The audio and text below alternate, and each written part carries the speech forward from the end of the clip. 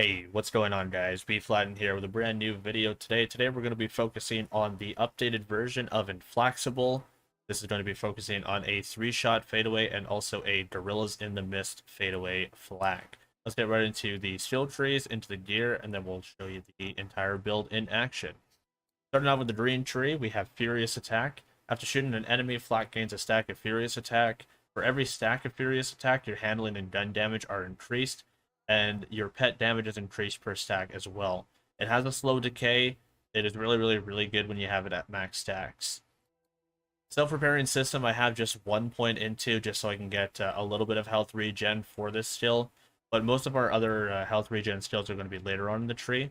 1 point is fairly nice just to have. Eager to Impress, only 1, because just having a little bit of cooldown on top of head count is very nice to have.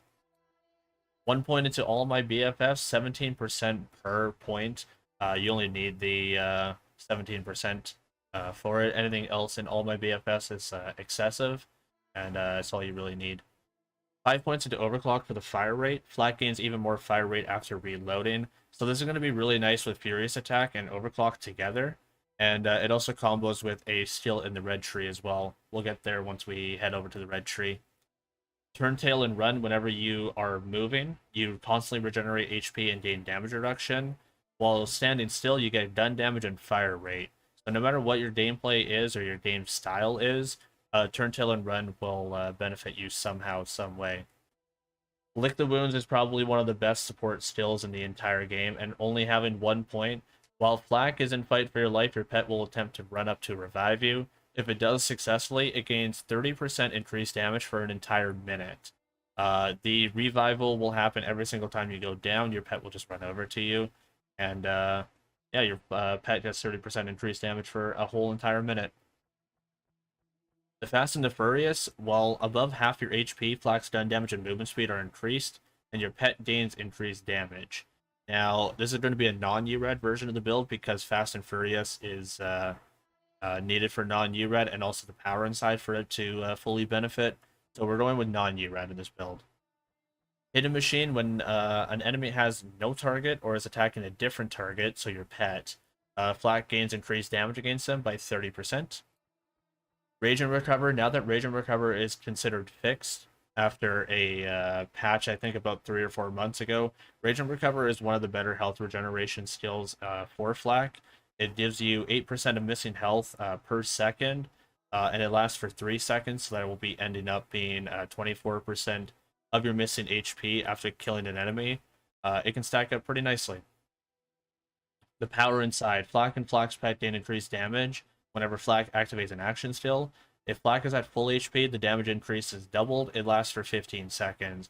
Now, since we're going to be constantly rotating in and out of fadeaway constantly, this is going to be procced nearly every single time we have our action skill available. If we're at full HP, it doubles. If we aren't at full HP, hey, here's 25% damage for 15 seconds anyways. I use Not My Circus for distraction, so our pet taunts and distracts all the enemies, so that Hidden Machine can actually go off. And Unblinking Eye, if you hit the same target more than once, Unblinking Eye will reset every 3 hits, and your critical damage will increase per hit that you do, so 75% per hit. Inside the red tree, I do Interplanetary Stalker and Hunter's Eye to 5, because you get bonuses while fighting different types of enemies, crits versus humans, 30% damage against armor, and damage reduction against beasts. And Interplanetary Stalker is another stacking skill. Whenever flak kills an enemy, they get a stack of it. You and your pet will get bonuses per stacks. 13% damage a stack. Pet damage gets 5%. Robot bonus is 7.5 corrosive damage per stack. Human bonus 15% action skill damage per stack. Beast bonus 7% movement speed per stack. These two together work pretty well. Leave No Trace, whenever you store a crit, there's a 36% chance for you to add 1 ammo back to your magazine so you can get extra shots off. Second Intention. This was that skill I was telling you about in the green tree that works well with Furious Attack and Overclocked. Whenever flak kills an enemy, you gain increased reload speed. If the this bonus is increased if flak scores a critical hit. So I only put 2 points into it, and I make it so that I can move down the tree just a little bit, and you only need 2 points into this to make it worthwhile. 6% reload, and then it doubles up to it ends up doubling up. So whenever Flak kills an enemy, they gain increased reload speed. This bonus is increased if Flak scores a critical hit. Now, because we have Megavore at the end of our tree, our Reflex will be able to score critical hits just through our chains and along with the initial shots ourselves. So we have multiple chances of scoring crits. And then finally, head count in this first section of the red tree. Whenever Flak scores a crit, there's a chance their action skill cooldown is reduced. This is going to coincide with Eager to Impress, so that we have extra cooldown reduction. It makes it so that whenever we throw our Hunter Seeker will shoot out gun damage, which can also crit, which will make it so that head count can proc more times over. Big game, Flak's Hunter skills become much more effective and have a longer duration. The most dangerous game is going to be one of the more damaging related skills inside the red tree. So much so that I have a Bounty Hunter that has 3 points into it to double it even further. Whenever Flak kills a badass or stronger enemy, they gain increased crit, gun, and handling for a long time, and their pet receives increased damage for a long time too. Now you get 50% gun damage, 20% crit, 50% handling, 54% pet damage, and it lasts for 2 minutes. Now, because we're going to be on Mayhem 10, Mayhem 11, whichever is your preference, this skill is going to be procced constantly. Having a passive 50% gun damage and 20% crit basically whenever is really, really good. Galactic Shadow, Flak deals increased critical hit damage and enemies are less likely to attack them. This got a buff recently, probably about 4 or 5 months ago. It had a shadow buff where it makes it so that the enemies have a higher chance of not attacking you, along with having the extra 15% crit damage. And then finally, the creme de la creme of basically red tree is Megavore. Your chances for a critical hit with weapons can hit anywhere on the enemy. It does not have to be a headshot. You can shoot them in the big toe, and you have a 20% chance for a crit there. That is a hidden crit spot, if you did not know. So it's a big toe. Persistent Hunter in the blue tree. Flak's gun damage and action skill duration go up. And I do Ferocity and go for the eyes just to move down the tree. They're not that important. 1 point into Heat Bite so that your pet can reflect damage. Anything more than 1 point is just excessive and a waste of points. Who Rescued Who is just to move down the tree a little bit further. You want Max Frenzy for sure. When Flak's pet deals damage, Flak and their pet gain a stack of Frenzy. Each stack of Frenzy increases damage. Stacks decay after a few seconds. Now, Frenzy is going to be working off multiple different ways. It's whenever your pet deals damage. So if your pet's attacking something, or if it's reflecting with Heat Bites, those all count with damage. So that means Frenzy will be able to stack multiple times over. So you can stack up to max stacks as fast as possible. It is a 5.6% damage per stack with 10 Frenzy stacks. 5.6% times 10. That is going to be your max stacks of damage. And I put 1 point into Hive Mind, because whenever Flak takes damage, a portion of the damage they take is shared to the pet instead, and their pet deals bonus damage for a short time. I put 1 point in here because 1 point is all that's really needed and all I really had for the trees anyways. Damage sharing between me and pet is rather nice for both survivability purposes, and because we are swapping in between fadeaways so often, if I take some random damage out of nowhere, I can share some of that damage to pet and potentially save me inside fadeaway. Also, it'll help with the green tree health regeneration, so I can get back to my maximum health for the power inside even faster. I have no points in purple tree because purple tree and Flak is a meme, and that is the tree. Yeah, so I said on Not My Circus and on Blinking Eye, like we mentioned earlier, fadeaway, of course. And during bosses, Gorillas in the Mist is also a really good choice too. Let's go ahead and go into our weapons here. I used a back burner for a fight for my life. I don't really use it that often, but if I'm ever in danger of dying, fight for my life weapon is really, really nice. Maggie for consecutive hits, just in case I need a single target that the reflex is not damaging. And reflex for all mobbing purposes. They all have next to mags, except for the Maggie with consecutive hits. The reason why we do reflex with next to mags is because we want to put multiple elements inside our reflex. So it comes corrosive automatically. It has next 2 mags radiation. We're using a revolter for shock. We have next 2 mags fire on our hunter seeker. That's 4 different elements. The reason why this is important is because Spider-Man Scorcher is just for it being alive, is giving us 10% elemental damage per element.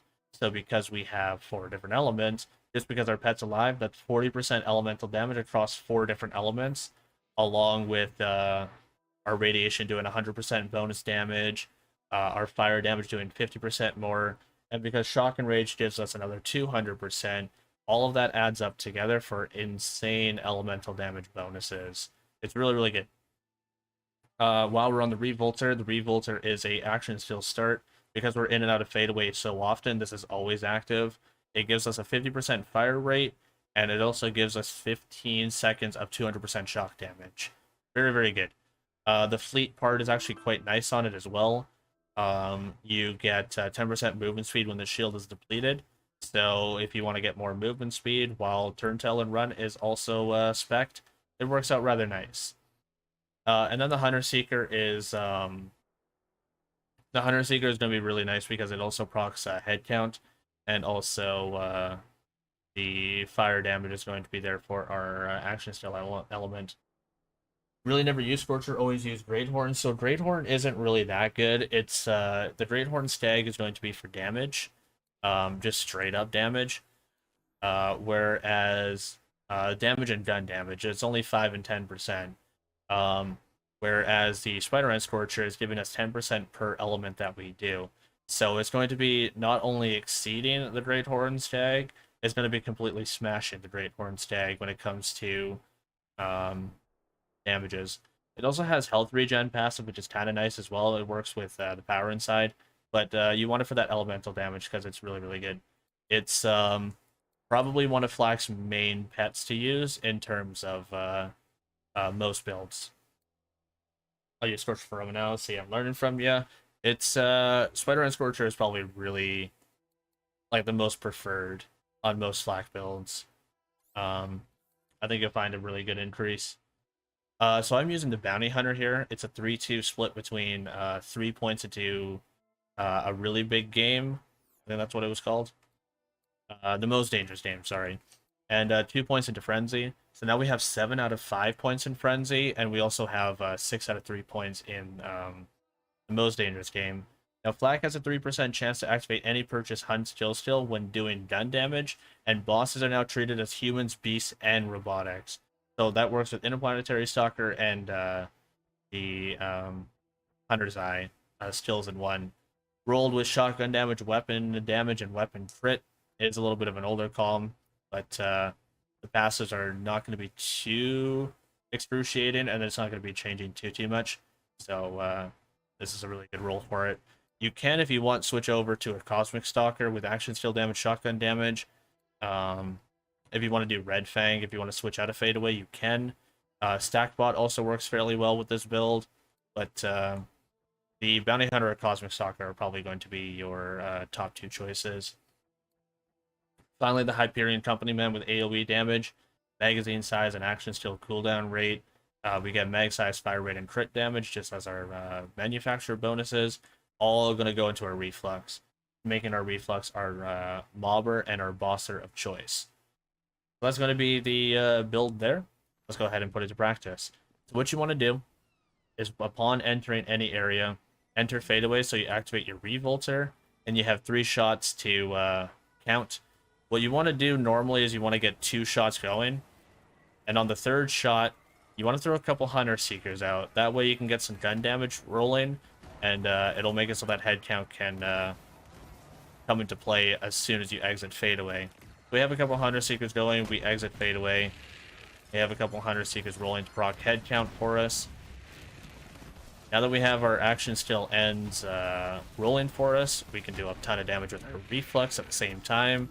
While our Hunter Seekers are doing some crit stacking for us so we can get some Hunter or head count going. Makes us enter and exit Fadeaway quite often.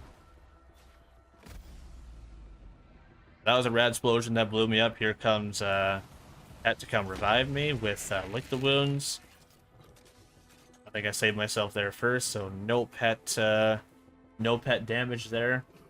But in case I didn't get the kill there, in case I lost my elements for some reason, Lick the Wounds is a very nice kill to give us. And same as here, back in a new area, we turn invisible. 1, 2. Throw a couple Hunter Seekers out to get that head count rolling.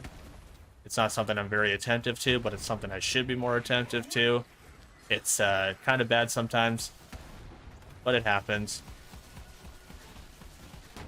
So now Pet is taking some of the aggro off of me.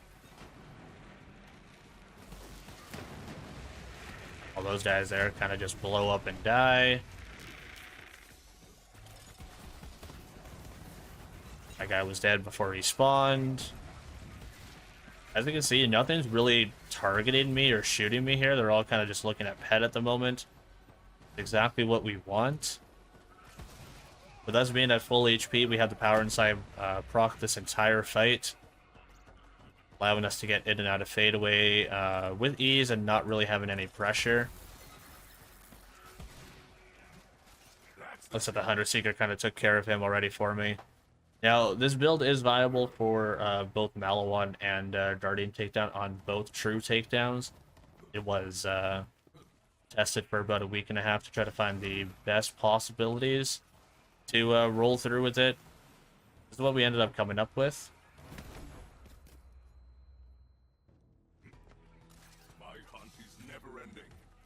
Guardian Takedown on Anathema can be a little bit annoying with this, because you gotta get your position in rotations right. This is a while I'm speaking on rotations, this is a very rotation-based character.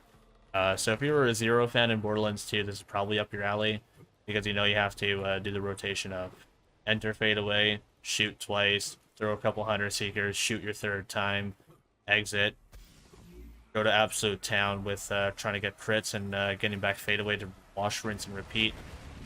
It kind of feels like Zero in the sense where you have to, you know, enter Deception, throw a couple kunai, wait till the last second, melee an enemy from behind, re-enter Deception, that sort of thing. It's kind of the same method, just without the melee portion. Enter back into fadeaway. One shot you. One shot you. Love Zero, bro. Why I love Flak when I first played this game, too. Yeah, Flak is very rotational based, just like Zero. In the sense where there's like an order to how to approach a field and approaching a boss. Now, instead of 3-shot fade here, we're gonna go with Gorillas in the Mist. You can do it with 3-shot fade away too, but I kind of prefer Gorillas here more than anything. I don't know how a Reflux is going to do on Captain Trot, but we'll definitely see. Oh yeah, it still works. One-shotting single mobs with the Reflux, of course. Welcome to the Revolter. Welcome to the Revolter. And yeah, Reflux on Trant, all you need to do is get into position for that, and that is really it.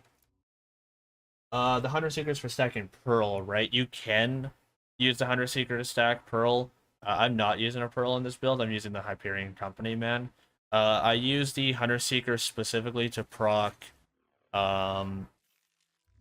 I use the Hunter Seeker specifically to proc things like Megavore, because your Hunter Seeker is going to be technically shooting guns. It's, for some reason, it shoots guns and counts as weapons, which is going to be proccing head count for me. It's just an alternate method to stack head count, because the bullets can crit. Does it scale off your gun damage abilities? It can, actually, yes. The Hunter Seeker will work off of your gun damage related abilities, so it can do quite a bit of damage. It's kind of like how the Hunter Seeker can also proc short fuse if you're Moze. It can proc short fuse with your Moze, and that only works with gun damage. So for some reason, the Hunter Seeker is a gun damage related grenade. It's nuts. Crazy, I never knew that. Nades in this game are absolutely fantastic. I would probably put the Hunter Seeker as one of the top 3 nades in the game right now. And there we go. If you want to go ahead and download this build, guys, feel free. It is in Discord at the moment. Shall be uploaded when the video uploads. There's a lot of other cool things in here you can play around with. Feel free to test them out. There's a 14 times reflux in here if that's your preference. Other than that, my name is Bflattened, guys, and I'm signing on out of here. Take care, all. Laters.